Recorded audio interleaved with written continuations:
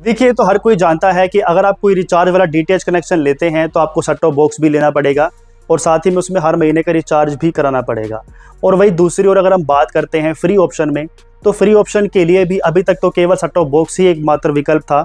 लेकिन अब भारत सरकार ने एक नया रूल अपना लिया है और कह दिया है कि जितने भी टेलीविजन इंडिया में अब आने वाले समय में बिकेंगे, उनके अंदर इन बिल्ट ट्यूनर कार्ड लगा के दिया जाएगा। अभी तक तो सिर्फ कुछ एक ब्रांड्स ही इस पर अमल कर रहे थे, जैसे Xiaomi ब्रांड हो गया या और कुछ अन्य ब्रांड्स हो गए, जो टेलीविजन के अंदर आपको इन बिल्ट MPG4 का कार्ड लगा के दे रहे थे।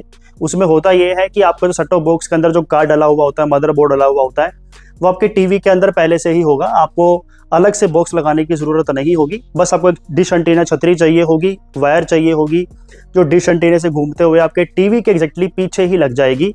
और आपके टीवी के अंदर ही आपको ट्यूनर ऑप्शन मिलेगा, जहां पर आप चैनल्स को ऑटो स्कैन या ब्लाइंड स्कैन कर सकेंगे और सारे चैनल्स को अपने टीवी के रिमोट से ही देख सकेंगे। इसके लिए ना तो आपको सेट टॉप बॉक्स को अलग से लेना होगा और ना ही आपको अलग से रिमोट कंट्रोल को संभालने की जरूरत होगी। सिर्फ आपका टीवी का रिमोट ही आपके पास होना चाहिए।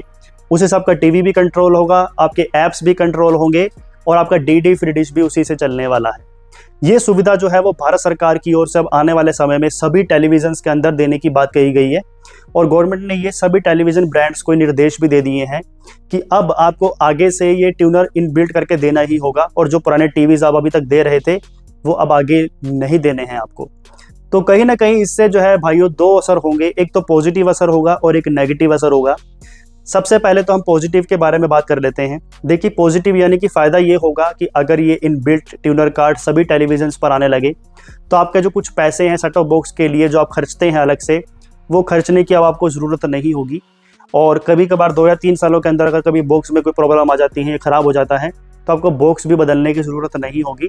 आपके टीवी के अंदर जो इनबिल्ट कार्ड ऑलरेडी आपको दिया जाएगा, बस वही से आपका काम चलना शुरू हो जाएगा और जो फालतू का खर्चा आप बॉक्स के लिए किया करते थे वो आपको नहीं करना होगा। दूसरा फ़ायदा ये होगा कि कुछ ऐसे ग्रामीण इलाके या फिर कुछ ऐसे रिमोट एरियाज़ जहाँ तक डीडी फ्री डिश की पहुँच अभी तक नहीं हो पाई है, या वहाँ के लोगों में ईजिली जो है कोरियर्स पहुँच नहीं पाते हैं, शिपिंग अवेलेबल नहीं है ईजिली, तो वहाँ के लोग भी किसी न किसी तरीके से अगर इन टीवीज़ को अपने घर में ले आते हैं तो उनका भी बॉक्स को खरीदने का पैसा बचेगा और यही टीवी से उनका एंटरटेनमेंट जो है वो कहीं गुना बढ़ जाएगा। और आपको पता ही है कि डीडी फ्री डिश को देखने के लिए कोई मंथली सब्सक्रिप्शन तो देना नहीं, तो ये सारे चैनल्स आपको ऐसे ही फ्री टू एयर मिलते रहेंगे।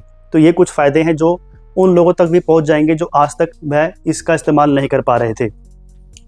अब यहाँ पर बात करते हैं नेगेटिव की। नेगेटिव ये है, देखिए, कि इससे जो है सेट टॉप बॉक्स की जो मार्केट है उस पर बहुत बड़ा असर देखने को मिल सकता है।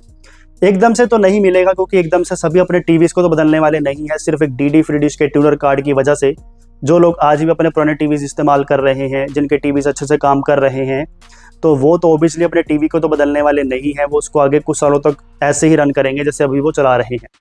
तो तब तक तो जो सेट टॉप बॉक्स की मार्केट है वो एज इट इज ही आपको फील होगी, लेकिन थोड़ा सा जो ग्राफ है वो नीचे ज़रूर आ सकता है।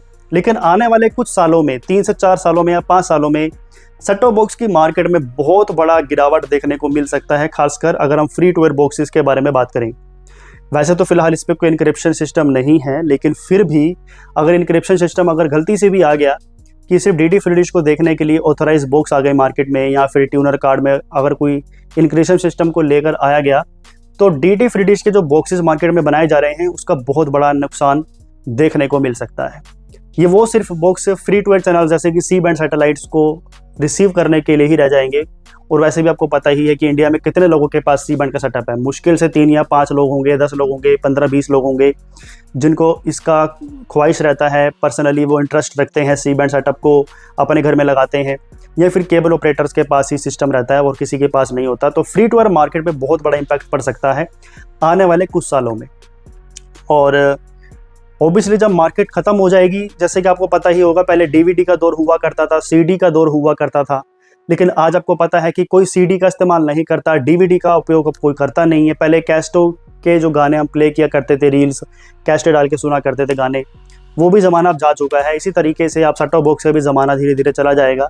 मार्केट जो है वो काफ़ी आगे आ चुकी है और धीरे धीरे करके जब कई सालों बाद लोगों के टीवीज़ में भी एकदम से चेंज आना लगेगा, क्योंकि आपको पता है डीटीएच मार्केट भी एकदम से डाउन होने लगी है। लोगों ने Jio fiber, air fiber, Airtel Xtreme IPTV ऐसे तमाम कनेक्शंस अपने घरों में लगाने शुरू कर दिए हैं, तो डीटीएच मार्केट पे भी काफ़ी बड़ा असर देखने को मिला है। उसी तरह से मुझे लगता है कि इस पर भी हमें असर देखने को मिल सकता है। आपका क्या सुझाव है? आपको क्या लगता है आने वाले समय में क्या देखने को मिलेगा? और ये जो भारत सरकार की तरफ से पहल की गई है कि सभी टीवीज़ के अंदर इन बिल्ट ट्यूनर कार्ड देना अनिवार्य हो गया है, ये फैसला क्या सही है? प्लीज़ अपना ओपिनियन कमेंट बॉक्स में ज़रूर दीजिएगा। नमस्कार।